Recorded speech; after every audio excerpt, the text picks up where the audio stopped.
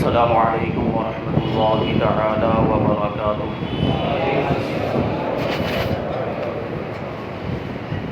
الحمد للہ رب العالمین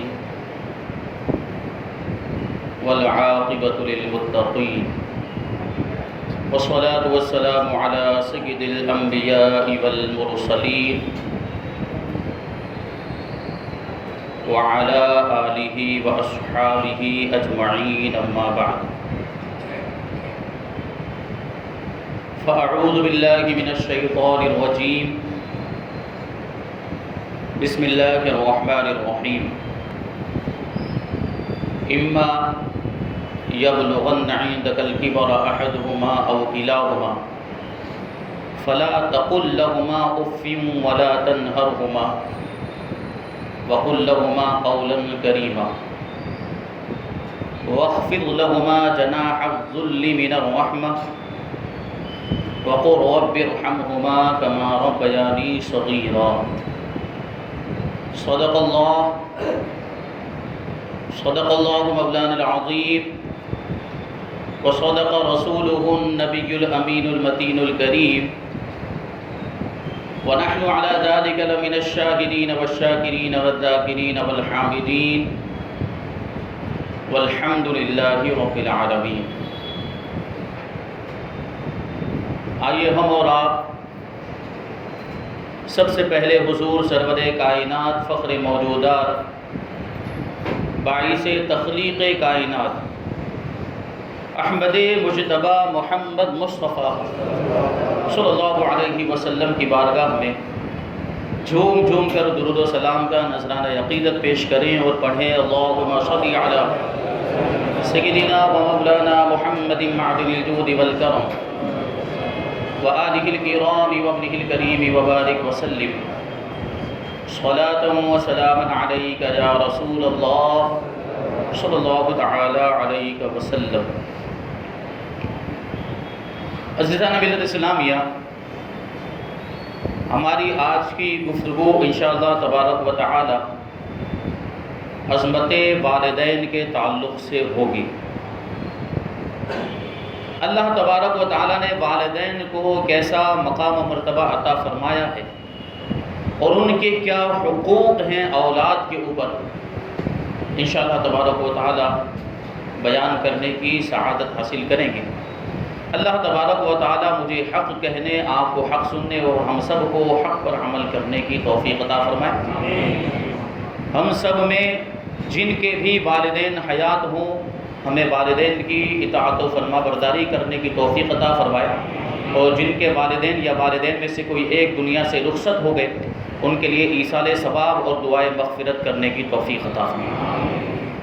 اللہ تبارک و تعالی نے یہ ایسا نظام فطرت بنایا ہے، کیونکہ اللہ تبارک و تعالیٰ کی مراد دنیا کو پیدا کرنے سے اور اللہ تبارک و تعالیٰ کا ارادہ یہ تھا کہ نسل انسانی آگے بڑھے، تو فطری طور پر انسان کے دل میں اولاد کی خواہش ہوتی ہے۔ ماں باپ، میاں بیوی جب وہ نکاح کے بندھن میں بندھ جاتے ہیں تو پھر ان کی خواہش و تمنا رہتی ہے کہ اللہ تبارک و تعالیٰ ان کو اولاد کی نعمت عطا فرمائے۔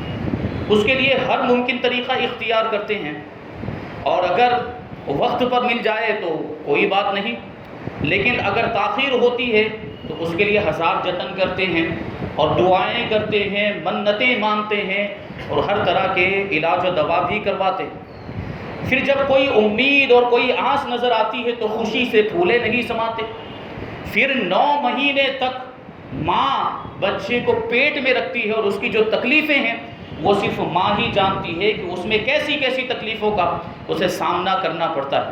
پھر 9 مہینے کے بعد جب بچہ پیدا ہوتا ہے تو بچہ پیدا ہونے کے وقت کا جو درد ہوتا ہے اس کا ہم اور آپ اندازہ لگا ہی نہیں سکتے، کیونکہ فرمایا گیا کہ موت کے بعد سب سے بڑا کوئی درد ہے تو وہ درد ذہ ہے، یعنی بچہ پیدا ہونے کے وقت جو درد ہوتا ہے جس کو لیبر پین بھی کہا جاتا ہے، یہ موت کے بعد سب سے بڑا درد ہے۔ اب سوچئے آپ کی کتنی تکلیفیں ایک بچے کے لیے۔ پھر کیا ہوتا ہے؟ پھر 2 سال تک ماں اس بچے کو اپنا دودھ پلاتی ہے، اور ماں باپ ہر اعتبار سے بچے کی ضرورتوں کا خیال کرتے ہیں، اور دودھ کا زمانہ جب مکمل ہو جاتا ہے اور بچہ جب پڑھائی کے تعلیم کے قابل ہو جاتا ہے، بولنے لگ جاتا ہے، سمجھنے لگ جاتا ہے، تو اس کی تعلیم کی فکر لاحق ہوتی ہے۔ اور چھوٹا بچہ جب ہوتا ہے شیر خارگی کے زمانے میں، تو ماں ہر اعتبار سے اس کی ضرورتوں کو پورا کرتی ہے، یہاں تک کہ اس کا پیشاب پاخانہ بھی صاف کرتی ہے۔ اور ماں باپ بچے کی ہر خوشی کا خیال کرتے ہیں، ماں کو اگرچہ کچھ ملے یا نہ ملے، لیکن بچے کی بھوک اور پیاس کا اسے ہر وقت خیال رہتا ہے کہ بچے کی ضرورتوں کو پورا کرتے ہیں اس طریقے سے، اور اپنی خوشیاں بچے کی خوشیوں پر قربان کر دیا کرتے ہیں۔ یہ ماں باپ کا معاملہ ہوتا ہے کہ شادی سے پہلے، اولاد سے پہلے انسان کو اپنی فکر رہتی ہے، اپنی خوشیوں کا خیال کرتا ہے اور اپنے آپ کو راحت پہنچانے کی اور اپنی خود کی ضرورتیں پوری کرنے کی کوشش کرتا ہے۔ لیکن جب اولاد ہو جاتی ہے تو پھر بچے کی ضرورت کے سامنے، اولاد کی ضرورت کے سامنے خود کی ضرورت نظر نہیں آتی۔ پھر بچے کا خیال ہے، صرف اولاد ہی کا خیال ہے، اولاد کی ضرورتیں پوری کرنے میں لگے ہوئے ہیں۔ ماں باپ کی یہ معاملات ہوتے ہیں، اور یہ اللہ تبارک و تعالیٰ نے ایک نظام بنایا ہوا، یہ فطری طریقہ ہے، فطری طور پر انسان کے اندر یہ چیز پیدا ہو جاتی ہے کہ پھر بچے کی فکر زیادہ ہو جاتی، اپنی فکر اتنی زیادہ نہیں رہتی، بچے کی ضرورتوں کو اس طریقے سے پورا کرتے ہیں، اور پھر جب وہ شادی کے لائق ہوتا ہے تو اس کی شادی پر خرچ کیا جاتا ہے۔ اور بعض اوقات ایسا ہوتا ہے کہ بچے کی ضرورتیں پوری کرتے کرتے ماں باپ خود کنگال ہو جاتے ہیں، ان کے پاس کچھ باقی نہیں رہ جاتا۔ لیکن جب ماں باپ جو ہے کہ بڑھاپے میں پہنچتے ہیں اور جب ماں باپ کو اولاد کی ضرورت ہوتی ہے، تو ہمارے اور آپ کے معاشرے کا معاملہ یہ ہو گیا کہ ماں باپ جب کوئی ضرورت اپنی اولاد کے سامنے بیان کرتے ہیں، یا جب کوئی شکایت کرتے ہیں کہ ہمیں اس چیز کی ضرورت ہے یا ہمارے ساتھ یہ معاملہ ہو گیا، تو پھر اولاد ان کو جو ہے کہ نگاہ بھر کے دیکھنا پسند نہیں کرتی، ان کی ضرورتوں کو پورا کرنے کے لیے اولاد تیار نہیں ہوتی۔ اور بعض اوقات یہاں تک دیکھا گیا کہ ماں باپ کو جھڑک دیا جاتا ہے، ماں باپ کو ڈانٹ دیا جاتا ہے، اور بعض اوقات وہ جو ہے کہ غلط کلمات، انتہائی نامناسب الفاظ بھی ماں باپ کے لیے استعمال کیے جاتے ہیں اور بول دیے جاتے ہیں۔ حالانکہ اللہ تبارک و تعالیٰ قرآن مجید میں ارشاد فرماتا ہے کہ اگر تمہارے ماں باپ میں سے دونوں یا ان میں سے کوئی ایک بڑھاپے کو پہنچ جائے تو ان سے اف تک مت کہنا، اور انہیں ہرگز بھی جھڑکنا مت، اور ان سے ہمیشہ نرمی اور احترام کے ساتھ گفتگو کرنا، اور ان کے لیے دعا کرتے رہنا کہ اے اللہ تبارک و تعالیٰ، جس طریقے سے انہوں نے میری تربیت کی، انہوں نے مجھے پالا پوسا اور بڑا کیا ہے، میری ساری ضرورتوں کو پورا کیا، اے پروردگار تو بھی ان پر رحم فرمانا، اپنے رحمت کے سزاواروں میں ان کو داخل فرما دینا، اور ان کے لیے عاجزی والا پر بچھا دینا، اور ان کے ساتھ مہربانی اور شفقت والا سلوک کرنا۔ یہ کون فرما رہا ہے؟ یہ اللہ تبارک و تعالیٰ قرآن مجید کے اندر ارشاد فرما رہا ہے۔ اور ماں باپ کے ساتھ کیسا برتاؤ کرنا چاہیے، کیسا سلوک کرنا چاہیے، یہ طریقہ خود اللہ تبارک و تعالیٰ نے قرآن مجید کے اندر ارشاد فرمایا۔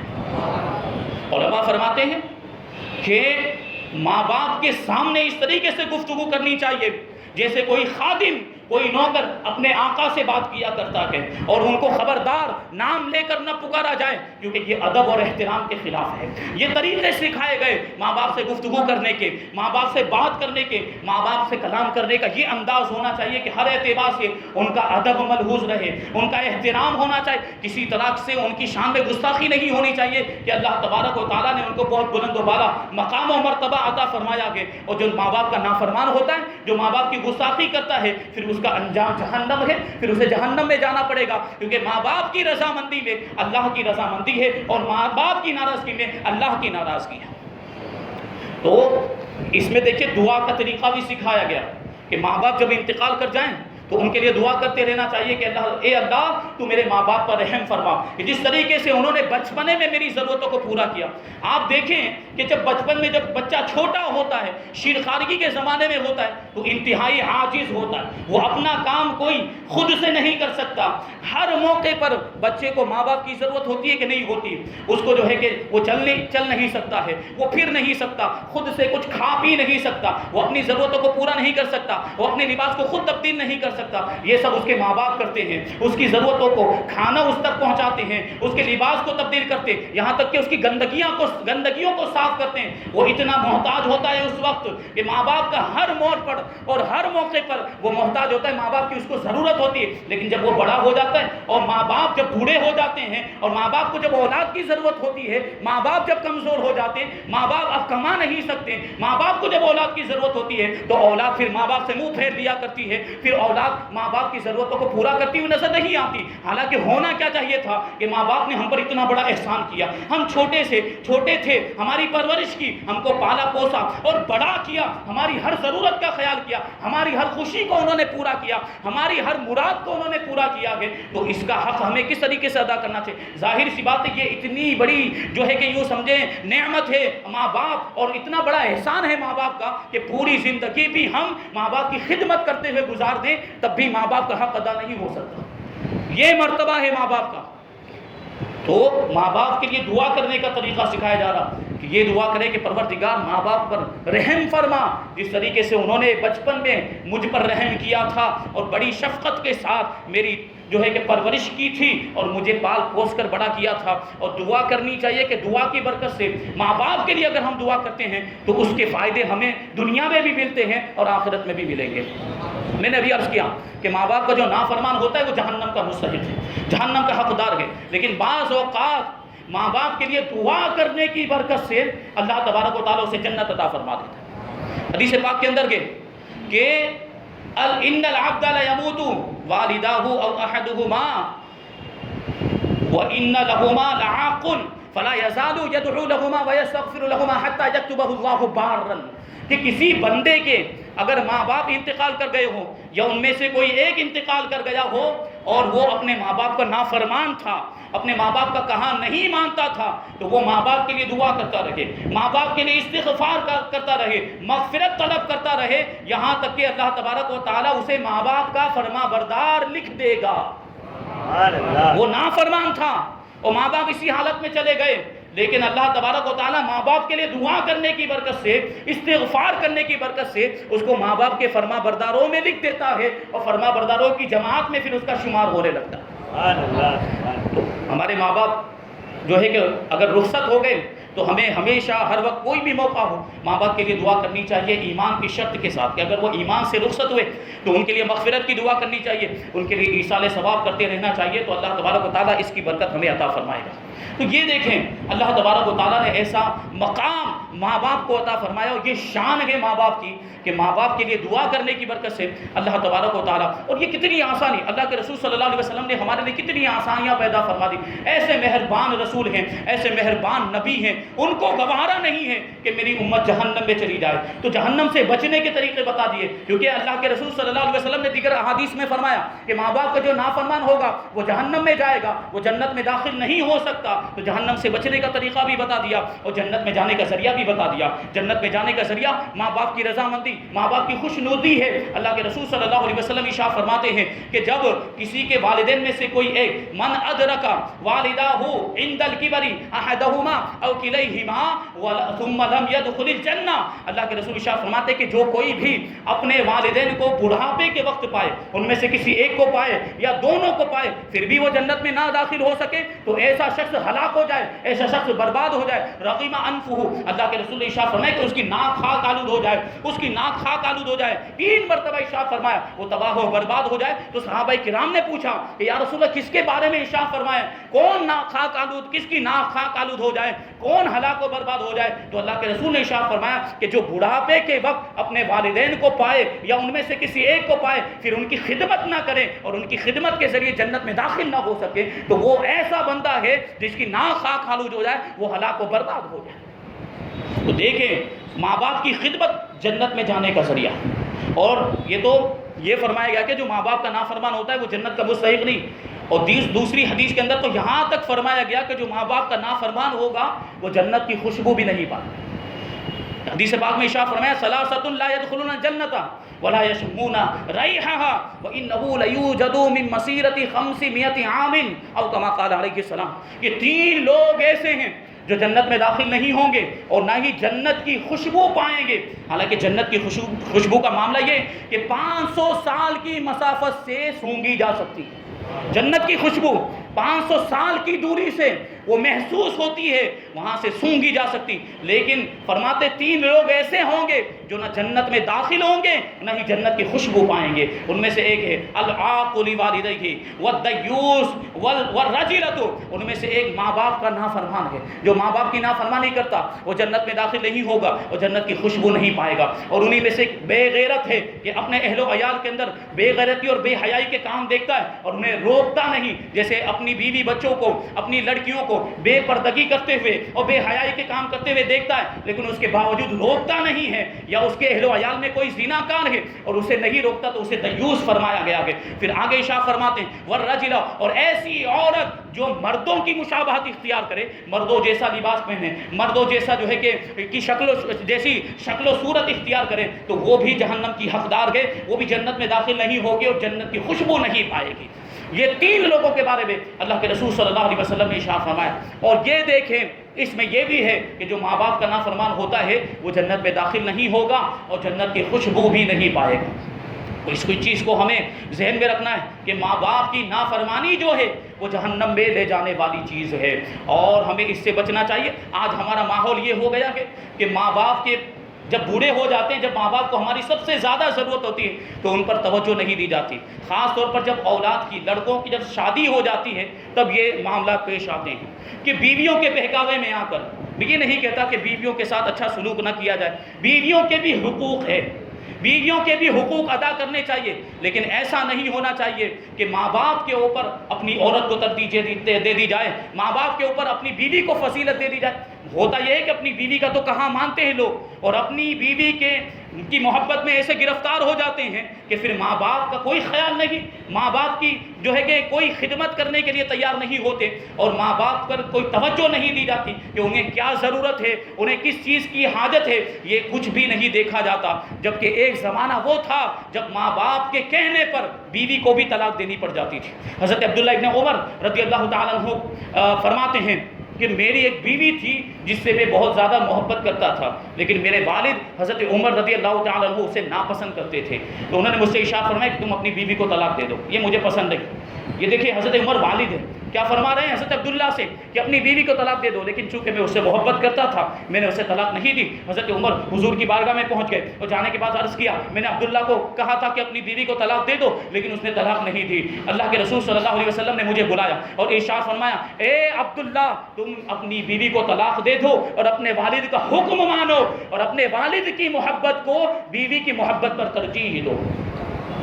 یہ حکم تھا، ماں باپ کے کہنے پر بیوی کو طلاق دینے کی بھی اجازت، بلکہ اللہ کے رسول نے بیوی کو طلاق دینے کا حکم دیا گیا، اور اسی وجہ سے ارشاد فرمایا کہ من فضل زوجته على امه من فضل زوجته على امه فعليه لعنت الله والملائکۃ والناس اجمعین، کہ جو اپنی والدہ پر اپنی بیوی کو فضیلت دے، اپنی بیوی کو ترجیح دے تو اس پر اللہ کی بھی لعنت ہے، اس پر فرشتوں کی بھی لعنت ہے اور اس پر تمام لوگوں کی لعنت ہے۔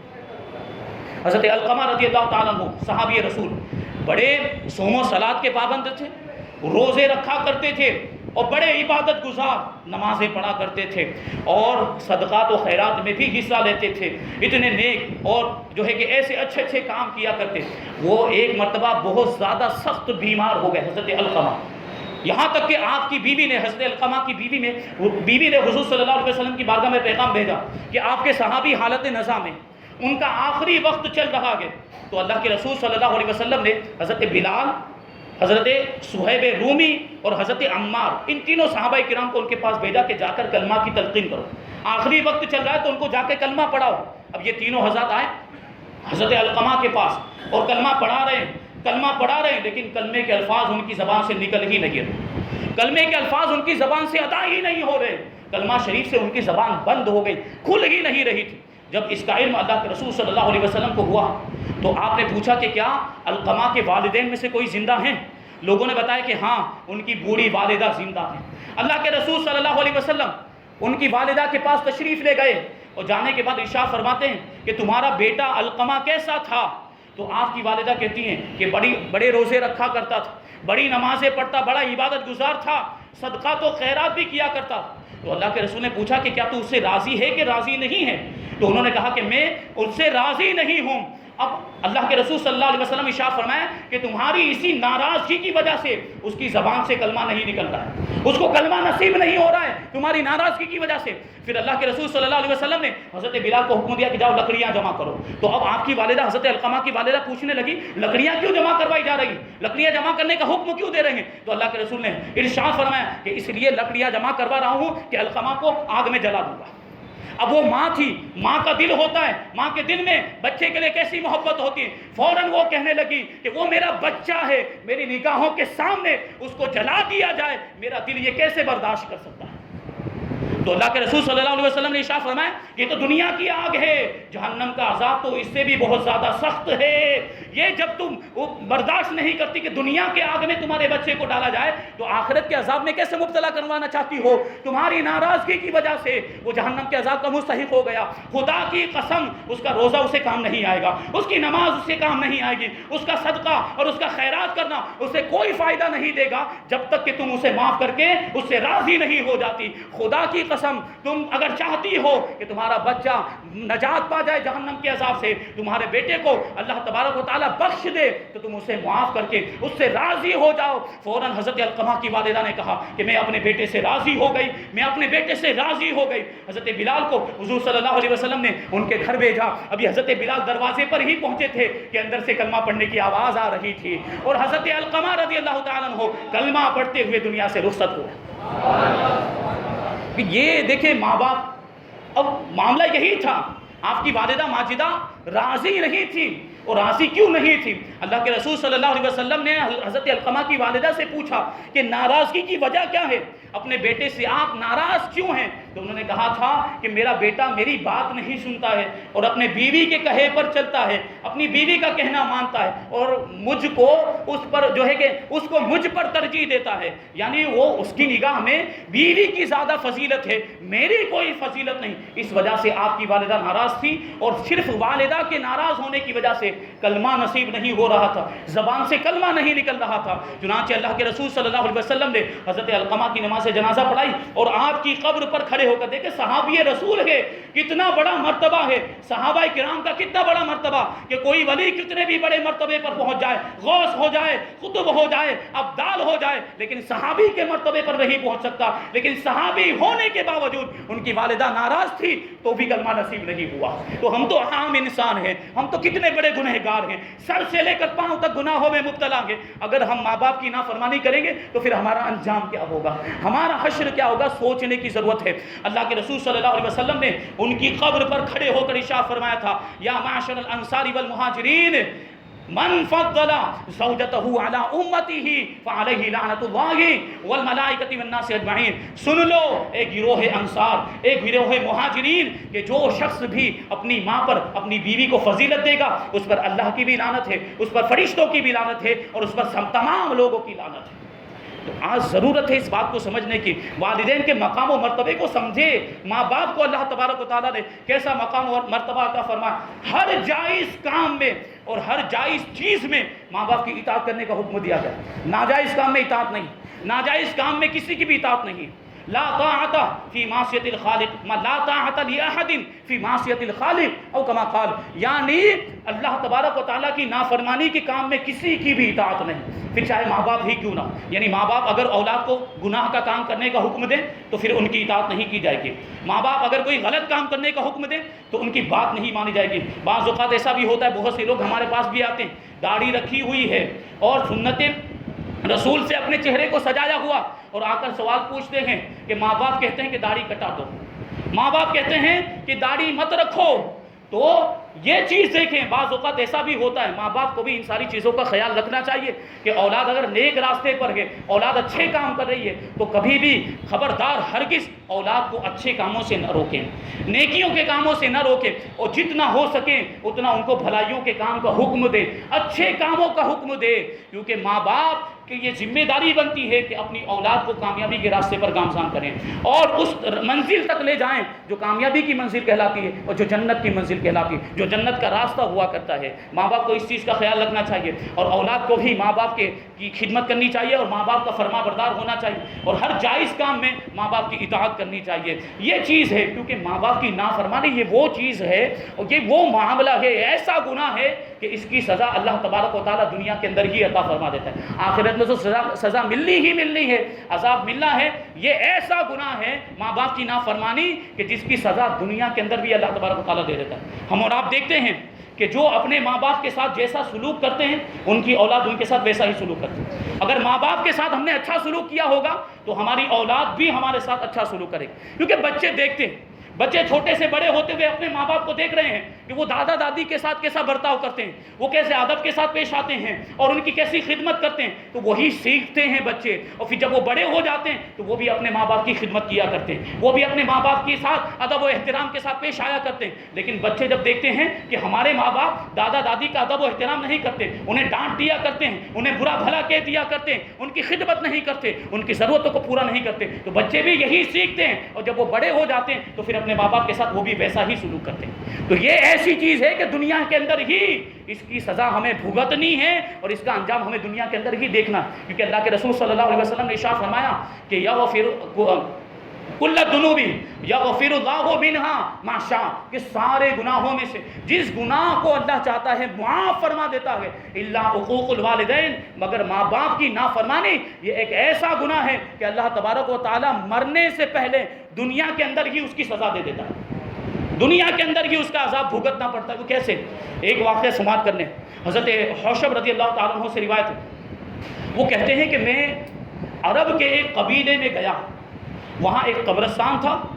میں نے عجیب و غریب چیز دیکھی کہ اس قبرستان میں ایک قبر تھی جو روزانہ عصر کے بعد وہ قبر پھٹ جاتی تھی اور اس میں سے مردہ نکلتا. اور مردے کی کیفیت یہ تھی کہ اس کا سر گدھے جیسا تھا اور باقی کا جسم انسان جیسا. وہ 3 مرتبہ گدھے کی طرح رینکتا تھا، یعنی گدھے کی طرح چلاتا، آواز کرتا، پھر دوبارہ قبر کے اندر چلا جاتا اور قبر بند ہو جایا کرتی تھی، مل جایا کرتی. میں وہاں پر موجود تھا کہ ایک عورت وہاں پر ایک دن سود کاٹ رہی تھی. تو اس نے مجھ سے کہا کہ اس بوڑھی عورت کو دیکھتے ہو؟ ایک بڑھیا کی طرف اس نے اشارہ کرتے ہوئے کہا کہ اس بوڑھی عورت کو دیکھتے ہو؟ میں نے کہا ہاں. تو وہ عورت کہنے لگی کہ یہ بڑھیا اس شخص کی ماں ہے، اس مردے کی ماں ہے جو روزانہ اپنی قبر سے نکلتا ہے اور گدھے کی طرح آواز کرتا ہے. تو میں نے پوچھا اس کی وجہ کیا ہے؟ تو وہ جو عورت تھی جو سود کاٹ رہی تھی اس نے جواب دیا کہ یہ شخص جو مردہ جو قبر کے اندر دفن کیا گیا ہے یہ بہت بڑا شرابی تھا، یہ شراب پیا کرتا تھا، اور جب یہ شراب پینے لگتا تھا تو اس کی ماں اس کو شراب پینے سے روکتی تھی اور کہتی تھی کہ اللہ سے ڈر، کب تک تو شراب پیتا رہے گا؟ کیا تجھے مرنا نہیں ہے؟ کیا تجھے مر کے قبر میں نہیں جانا؟ تو یہ شرابی شخص اپنی والدہ کو کہتا تھا کہ کیا گدھے کی طرح ریکا کرتی ہے، کیا گدھے کی طرح چلایا کرتی ہے، یہ گستاخی والے کلمات وہ کہا کرتا تھا. ایک دن عصر کے بعد وہ اسی طریقے سے مر گیا، شراب کی حالت میں مر گیا. اب تب سے لے کر آج تک یہ معاملہ ہے کہ روزانہ اسی وقت اس کی قبر کھل جاتی ہے اور وہ عصر کے بعد اپنی قبر سے نکلتا ہے اور گدھے کی طرح ریکتا ہے اور گدھے کی طرح چلاتا ہے. یہ عذاب ہے اپنے والدہ کی گستاخی کرنے کا. اپنے والدہ کی شان میں اس نے یہ کلمات کہے تھے کہ کیا گدھے کی طرح ریکا کرتی ہے، کیا گدھے کی طرح چلایا کرتی ہے. اب ہم اور آپ غور کریں، بعض اوقات ہمارے معاملات بھی ایسے ہوتے ہیں. چلیے ٹینشن کے معاملات ہوتے ہیں، ڈپریشن اور دباؤ ہوتا ہے، تو اس کا سارا غصہ ماں باپ پر نہیں نکالنا چاہیے. گھر میں آنے کے بعد اگر والدہ نے کچھ کہہ دیا، والد نے کچھ کہہ دیا تو بھڑک جایا کرتے ہیں اور طرح طرح کے نازیبا کلمات کہہ دیتے ہیں اور ماں باپ کی شان میں گستاخیاں کر دیتے ہیں. اس کا عذاب بہت سخت ہے، ہمیں سنبھلنا چاہیے اور ماں باپ کی بد دعا سے بچنا چاہیے، کیونکہ ماں باپ کی بد دعا بہت جلدی قبول ہو جایا کرتی. اللہ کے رسول صلی اللہ علیہ وسلم نے ارشاد فرمایا کہ 3 دعائیں ایسی ہیں جو قبول کی جاتی ہیں اور ان کے قبول ہونے میں کوئی شک نہیں ہے. ایک دعا ہے مظلوم کی دعا. یہ مظلوم کی دعا کبھی رد نہیں کی جاتی. وہ ظالم کے خلاف دعا کر دے اگر تو ظالم تباہ و برباد ہو جائے. اور دوسری دعا ہے مسافر کی دعا. مسافر جب سفر کرنے کے لیے جا رہا ہو، اسی وجہ سے تو ہمارے یہاں طریقہ ہے کہ جب کوئی سفر کرنے کے لیے جاتا ہے تو ہم اسے دعا کرنے کے لیے کہتے ہیں ہمارے لیے دعا کرنا، کیونکہ مسافر کی دعا قبول ہوتی ہے اور اسے رد نہیں کیا جاتا. اور تیسری دعا ہے والد کی دعا اولاد کے لیے، یعنی والد اور ماں باپ اگر اولاد کے لیے اچھی دعا کریں گے تو وہ بھی قبول ہوگی، اگر بری دعا کریں گے تو وہ بھی قبول ہوگی. اور انجام کیسا ہوتا ہے؟ حضرت انس بن مالک رضی اللہ تعالیٰ عنہ سے روایت ہے کہ بنی اسرائیل کے اندر ایک شخص تھا جو توریت کی بہت اچھی طرح تلاوت کیا کرتا تھا، توریت کا قاری تھا، اس کی آواز بھی بہت اچھی تھی، لیکن ساتھ میں بہت بڑا شرابی بھی تھا. جب وہ توریت کی تلاوت کرتا تھا تو لوگ اس کی تلاوت اور قراءت سننے کے لیے جمع ہو جایا کرتے تھے، لیکن ساتھ میں وہ شرابی بھی تھا. اس کی ماں اسے شراب پینے سے روکتی تھی لیکن اس کے باوجود وہ باز نہیں آتا۔ ایک مرتبہ رات کے وقت وہ شراب پی کر آیا اور شراب کی مستی میں اور شراب کے نشے میں اس نے توریت کی تلاوت کرنا شروع کر دیا، اور اسی میں سب لوگ جمع ہو گئے اس کی قرات کو سننے کے لیے، تلاوت کو سننے کے لیے۔ تو اس کی والدہ نے، اس کی ماں نے اس کو صرف اتنا کہا کہ توریت جیسی مقدس کتاب کی تلاوت کرتا ہے، کم سے کم جا کر وضو تو کر لے، شراب کے نشے میں ہے، وضو کر تاکہ تیرا نشہ تھوڑا اتر جائے۔ ماں نے صرف اتنا کہا تھا، ماں نے صرف اس کو وضو کرنے کے لیے کہا تھا، لیکن اس پر اس نے کیا کیا؟ اتنی زور سے اس نے اپنی ماں کے گال پر تماچا مارا ہے کہ ماں کی ایک آنکھ نکل گئی اور اس کے کئی دانت ٹوٹ گئے۔ اب سوچے اس کا کیا انجام ہوگا۔ ماں نے اسی رنج میں، اسی تکلیف میں اسے بد دعا دی اور اس سے کہا کہ جا، خدا تجھ سے راضی نہیں ہوگا۔ اب صبح کو جب اس کا نشہ اترا، صبح جب بیدار ہوا تو بڑا پچھتایا، اپنے کیے پر بڑا شرمندہ ہوا، نادم ہوا، یہ میں نے کیا کر دیا۔ اب اس نے قسم کھا لی، اپنے گھر سے نکل گیا اور یہ کہتے ہوئے گیا کہ اب میں پوری زندگی اللہ کی عبادت کرتے ہوئے گزار دوں گا۔ لیکن اس کی والدہ نے اس وقت بھی کہا کہ تو جہاں بھی چلا جائے خدا تجھ سے راضی نہیں ہوگا۔ اب وہ ایک پہاڑ کے اوپر چڑھ گیا اور 40 سال تک، کتنے سال تک؟ 40 سال تک اللہ تبارک و تعالیٰ کی عبادت کرتا رہا۔ اب اسے لگا کہ میں نے اتنے سالوں تک اللہ کی عبادت کی ہے، 40 سال تک اللہ کی عبادت کی، اب تو اللہ تبارک و تعالیٰ نے میرے گناہ کو معاف کر دیا ہوگا، اب تو میں نے جو والدہ کو مارا تھا، والدہ کی شان میں جو گستاخی کی تھی، اللہ مجھ سے راضی ہو گیا ہوگا، اللہ نے میرے گناہ کو بخش دیا ہوگا۔ تو اپنے پروردگار کی بارگاہ میں عرض کرتا ہے، اے پروردگار، کیا تو نے مجھے بخش دیا یا نہیں بخشا ہے؟ کیا تو مجھ سے راضی ہوا یا راضی نہیں ہوا؟ تو غیب سے آواز آئی کہ تیری ماں نے کہا تھا کہ تو جہاں بھی چلا جائے خدا تجھ سے راضی نہیں ہوگا، تو جب تک تیری ماں راضی نہیں ہوگی اللہ بھی تجھ سے راضی نہیں ہوگا۔ جب اس نے یہ آواز سنی تو لوٹ کر دوڑتا ہوا اپنے گھر واپس آیا اور اپنی والدہ کو پکار کر کہتا ہے، اے جنت کی کنجی، اے جنت کی چابی، جنت میں جانے کا ذریعہ، اے میری والدہ ماجدہ، اگر تو حیات ہے تو مجھے بڑی خوشی ہے، لیکن اگر تو فوت ہو گئی تو پھر تو میں ہلاک و برباد ہو گیا، معافی کس سے مانگوں گا؟ تو اندر سے آواز آئی جب اس کی ماں نے اس کی آواز کو سنا کہ جا، اللہ تبارک و تعالیٰ اب بھی تجھ سے راضی نہیں ہوگا، جہاں بھی چلا جائے اللہ تجھ سے راضی نہیں ہوگا۔ وہ اندر پہنچا، اندر داخل ہونے کے بعد اپنی والدہ کے سامنے اپنے اس ہاتھ کو کاٹ ڈالا جس ہاتھ سے اپنی والدہ کو اس نے تماچا مارا تھا، اور کہنے لگا کہ میں اس ہاتھ کو نہیں دیکھنا چاہتا جس ہاتھ نے تجھے تکلیف پہنچائی۔ پھر اپنے دوستوں کو کہا کہ لکڑیاں جمع کی جائے، اس کے دوستوں نے لکڑیاں جمع کی، لکڑیوں میں آگ لگا دی، پھر وہ شخص آگ میں کود گیا۔ اب اس کے دوستوں نے آ کر اس کی والدہ کو بتایا کہ تمہارا بچہ، تمہارا بیٹا آگ کے اندر کود گیا ہے۔ اس کی والدہ فوراً کہنے لگی، اللہ تجھ سے راضی ہو جائے، اللہ تجھ سے راضی ہو جائے۔ ماں کا راضی ہونا تھا کہ پروردگار عالم بھی راضی ہو گیا۔